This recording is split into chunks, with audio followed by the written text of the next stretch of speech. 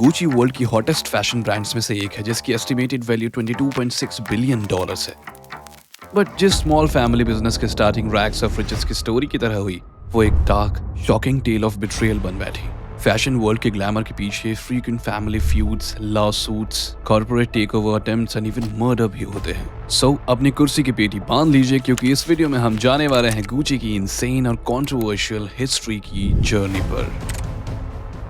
Gucci Florence, Italy में पैदा हुए जहां वो अपने पेरेंट के स्ट्रॉ हैट शॉप में काम करते थे। हाउएवर उनका फैमिली बिजनेस बैंकरप्ट हो गया जिस वजह से गुची के पास थोड़े भी पैसे नहीं बचे। 18 साल की उम्र में वो काम की तलाश में लंदन चले गए और उन्हें सेवॉय होटल में जॉब मिली। यहाँ उन्होंने होटल में आए रिच और फेमस को देखा जो लेदर गुड्स पहने हुए थे और एक्सपेंसिव लगेज पकड़े थे।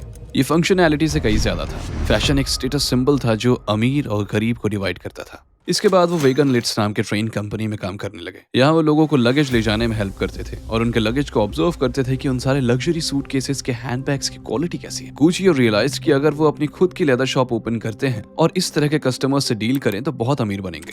हाउएवर वो ये जानते थे कि उन्हें लेदर इंडस्ट्री के बारे में सीखने में और पैसे सेव करके अपने ब्रांच ओपन करने में काफी ज्यादा वक्त लगेगा।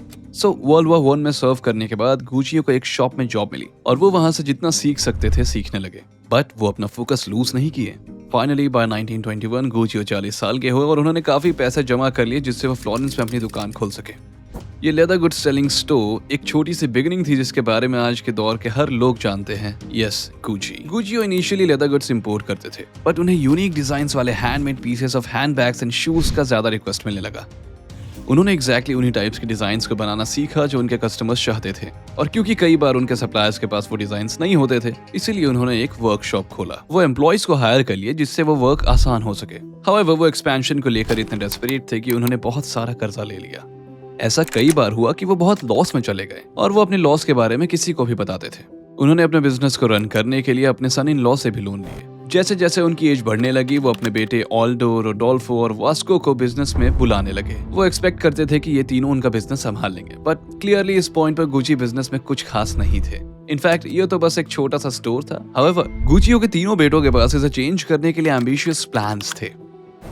जब गुची अपने लेदर गुड्स बिजनेस में बिजी थे उस वक्त उनके बेटे कुछ बड़ा सोच रहे थे। उन्होंने अपने फादर को रोम में अपनी सेकंड शॉप ओपन करने के लिए कन्विंस किया। वो इनिशियली सोचते थे कि यह काफी रिस्की हो सकता है, बट उनके बेटों ने समझा दिया और ये काफी अच्छा हुआ क्योंकि उनकी ये सेकंड स्टोर वर्ल्ड वॉर 2 के टाइम पे एक्सट्रीमली पॉपुलर हो गई क्योंकि सोल्जर्स अपने घर वापस जाते वक्त अपनी वाइफ्स या गर्लफ्रेंड्स के लिए गिफ्ट्स खरीदते थे। 1950 गुची ने इतना प्रॉफिट बना लिया था कि वो मिलान में एक स्टोर ओपन कर सके। 1953 में ऑल्डो, रोडोल्फो और वास्को ने अपने फर्स्ट अमेरिकन स्टोर के लिए लोकेशन सर्च करने के लिए न्यूयॉर्क सिटी गए, बट इन सारे एक्सपेंशन का प्रेशर उनके फादर के लिए इतना ज्यादा था कि वो बियर नहीं कर पाए क्योंकि न्यूयॉर्क में वो स्टोर ओपनिंग के 2 वीक्स बाद ही गुची को हार्ट अटैक आ गया। गुची ने कंपनी को अपने 3 बेटों में बांट दिया बट अपनी बेटी को कुछ नहीं दिया। ग्रिमाल्डा अपने भाइयों के अगेंस्ट कोर्ट में फाइट की बट हार गई। ग्रिमाल्डा को गुची का एक हिस्सा भी नहीं मिला डिस्पाइट इसके कि उनके हस्बैंड ने कंपनी चलाने के लिए लोन दिया था। वियर्ड, ये फैमिली के लीगल ड्रामा की बिगिनिंग थी। यूएस में एक्सपेंशन गुची के लिए सोने पे सुहागा साबित हुआ। न्यूयॉर्क सिटी में फर्स्ट लग्जरी इटालियन ब्रांड होने के कारण कंपनी को काफी फायदा हुआ। हॉलीवुड सेलिब्रिटीज के बीच काफी तेजी से पॉपुलर होने लगा। इससे ऑफ कोर्स लोगों में गुची प्रोडक्ट्स की डिमांड और ज्यादा बढ़ने लगी और वो अपने फेवरेट मूवी स्टार्स की तरह ड्रेसिंग करना चाहते थे। फॉर अ व्हाइल तीनों भाइयों ने कंपनी को बिना किसी इशू के सक्सेसफुली चला लिया। 1974 वास्को चल बसे और उनके शेयर्स उनकी वाइफ के हो गए। सो ऑल्डो और रोडोल्फो ने उसके शेयर्स खरीद लिए, मीनिंग अब वो दोनों कंपनी के 50% ओनर्स थे। उसी साल दोनों भाइयों ने हांगकांग में गुची फ्लैगशिप स्टोर ओपन किया। Gucci was one of the first brands जिसे एशियन मार्केट में एक्सपैंड करने में फोकस किया। ये काफी प्रॉफिटेबल था। दोनों भाइयों ने कंटिन्यूअसली री इन्वेस्ट किया और 1975 में उन्होंने फ्रेग्रेंस लाइन में एक्सपैंड किया और गुची के नाम पर उन प्रोडक्ट्स को बेचना शुरू कर दिया। ये लेदर प्रोडक्ट से भी ज्यादा पॉपुलर हो गए। गुची अब एक ग्लोबल लग्जरी ब्रांड बन चुका था जो पर्सेस, शूज, बेल्ट्स, वॉलेट्स काफी कुछ बेच रहे थे। But at this point Gucci अभी भी एक प्राइवेट फैमिली बिजनेस ही था और इटालियन में एक पुरानी कहावत में कहा गया है कि जब बात फैमिली बिजनेस की हो तो फर्स्ट जनरेशन इसे बिल्ड करती है, सेकंड जनरेशन एक्सपैंड करती है and third generation destroy. ऑल्डो Gucci के 3 बेटे थे, जॉर्जियो, रॉबर्टो एंड पाओलो, और वो उन्हें कंपनी में अपने शेयर्स में से छोटे छोटे परसेंटेज दे दिए थे। मीनवाइल रोडोल्फो गुची के पास अभी भी कंपनी के 50% हिस्से थे क्योंकि उन्होंने अपने बेटे मॉरिजियो को शेयर्स देने से मना कर दिया था। गुची फैमिली के लाइफ में शांति के अलावा सब कुछ था। गुची पर किसका कंट्रोल होगा इसी पे सब कोई लड़ते रहते थे। सेकेंड जनरेशन के दोनों भाई ऑल्डो एंड रोडोल्फो ने कंपनी को ह्यूज ग्लोबल सक्सेस में ट्रांसफॉर्म करने के लिए काफी अच्छा काम किया था, बट अब वो बूढ़े हो रहे थे और इस बात पर काफी ज्यादा चर्चे हो रहे थे कि उनके बाद गुची को कौन संभालेगा। और फिर हालात खराब हुए जब 1972 में मॉरिशियो ने पैट्रिसिया रेजियानी नाम की लड़की से शादी की, जो एक गोल्ड डिगर के नाम से मशहूर थी। उन्होंने एक बार कहा भी था कि Better to cry in Rolls Royce than to be happy in on a bicycle. That's for sure. Patricia को पार्टीज में गुची ब्रांड पहनना और एक सोशलाइट की तरह रहना काफी पसंद था। वो मॉरिशियो को गुची का न्यू सीईओ बनने के लिए प्रेशराइज कर रही थी। उन्होंने ब्रांड की पॉपुलैरिटी के लिए खुद को काफी क्रेडिट दे रखा था। पैट्रिसिया काफी टॉक्सिक और कंट्रोलिंग थी और जब बात गुची फैमिली ड्रामा की हो तो वो फैमिली मेंबर्स को एक दूसरे से अलग करने के लिए बहुत सोच रही थी। रोडोल्फो ने अपने बेटे की शादी को डिसअप्रूव कर दिया। वो पैट्रिसिया को सोशल क्लाइंबर कहते थे, जिसके दिमाग में पैसों के अलावा कुछ नहीं था। मॉरिशियो को उससे बहुत ज्यादा प्यार था। वो अपने फादर को इग्नोर कर दिए। उनके और पैट्रिसिया के आगे चल के 2 बेटियां हुई। कुछ वक्त बाद मॉरिशियो को रियलाइज हुआ कि उनको अपने फादर की सुन लेनी थी। मॉरिशियो के अपने फादर के अगेंस्ट शादी करने से उनके रिलेशनशिप में कड़वाहट आ गई। जब रोडोल्फो जिंदा थे तब तक उन्होंने अपने बेटे को गुची के शेयर्स नहीं दिए थे, बट जब उनकी मौत हुई तब 50% कंपनी शेयर्स मॉरिशियो के पास ट्रांसफर हो गए, क्योंकि वो उनके इकलौते थे। ऑल ऑफ अ सडन मॉरिशियो को गुची का डायरेक्ट 50% हिस्सा मिल गया था, बट इसका ये मतलब नहीं कि वो और उनके कजन्स अब बिजनेस को लेकर लड़ते नहीं थे। थर्ड जनरेशन में सभी के कंपनी को लेकर अपने अलग प्लान्स एंड विजन्स थे। एट दिस पॉइंट गुची अब डिपार्टमेंट स्टोर्स को अपने ब्रांड्स बेचने के लिए लाइसेंस दे रहे थे, बट मॉरिशियो को लग रहा था कि इससे ब्रांड का नाम खराब होने लगेगा, क्योंकि अब ये सिर्फ रिच और फेमस के लिए नहीं रह जाएगा। हालात बदतर तब हुए जब सिटीज एंड स्ट्रीट्स के अराउंड वर्ल्ड में गुची क्लासिक्स के फेक वर्जन्स बिकने लगे। मॉरिशियो के हिसाब से ब्रांड को फिर से लग्जरी बनाना था जो सिर्फ रिच एंड फेमस अफोर्ड कर सके। सो अब लाइसेंसिंग बंद हो गई, जिससे गुची को इमीडिएटली $100 मिलियन का नुकसान हो गया।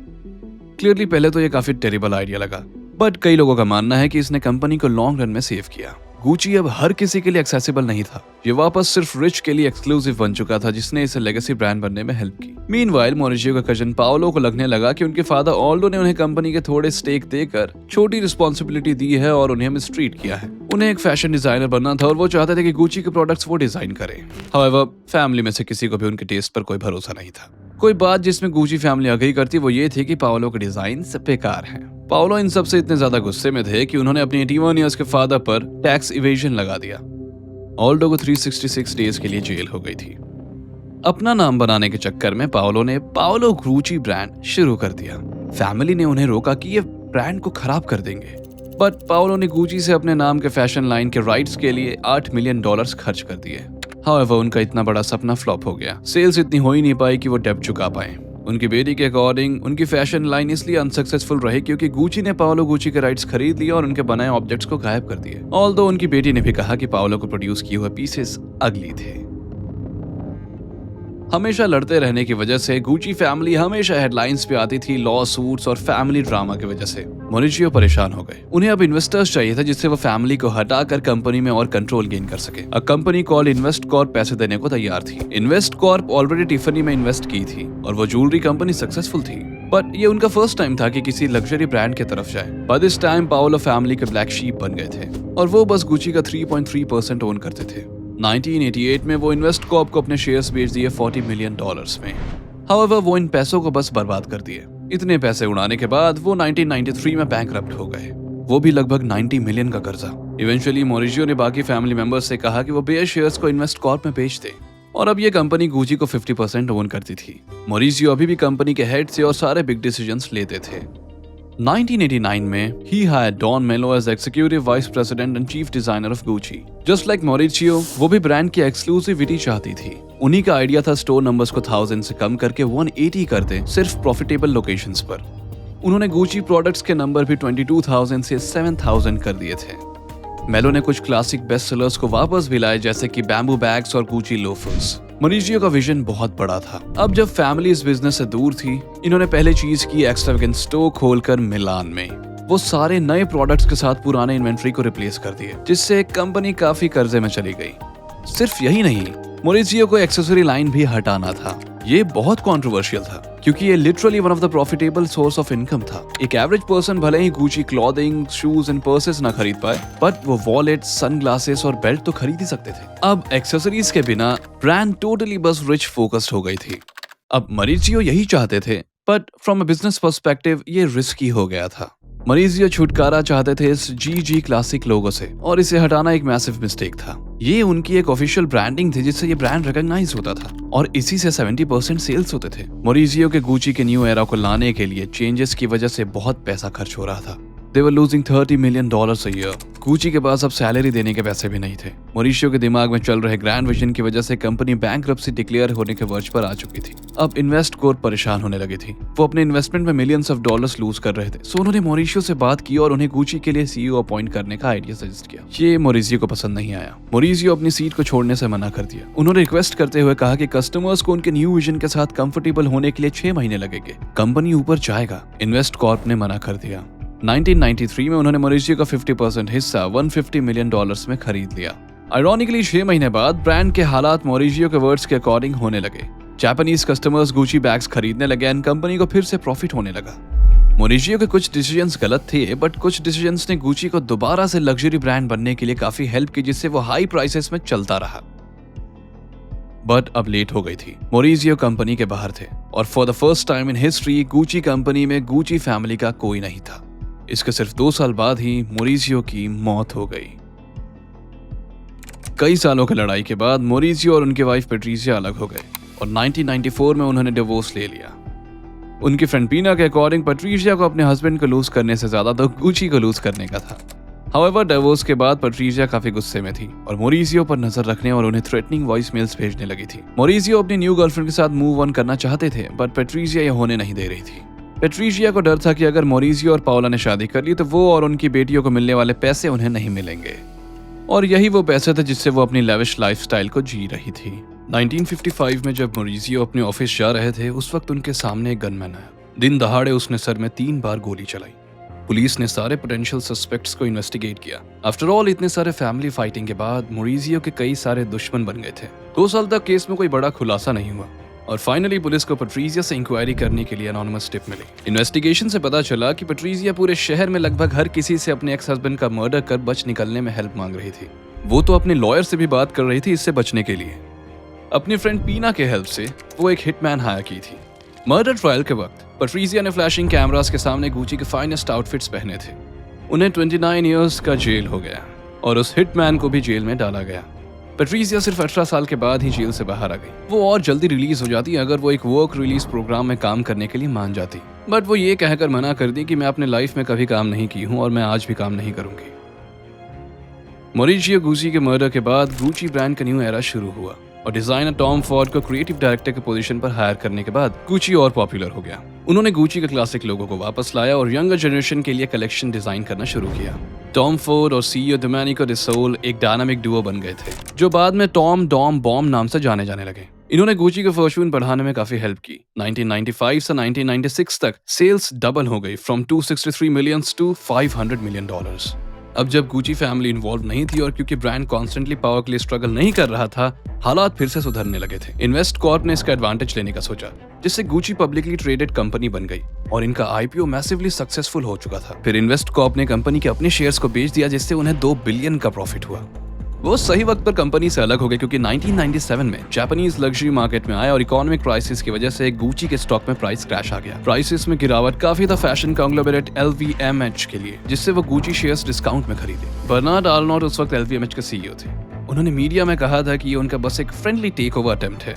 बर्नार्ड को कैशमियर में वुल्फ के नाम से जाना जाता था और वो कई सारे बड़े लग्जरी फैशन ब्रांड्स के टेक ओवर्स में इन्वॉल्व थे। सो गुची सीईओ का कंसर्न होना जायज था। वो एक इन्वेस्टर बन गए जिससे वो और ज्यादा पैसे बना सके सो दैट गुची ज्यादा से ज्यादा अपकमिंग फैशन ब्रांड्स को एक्वायर कर सके जिससे वो LVMH के ट्रू राइवल्स बन जाए instead of getting taken over by them.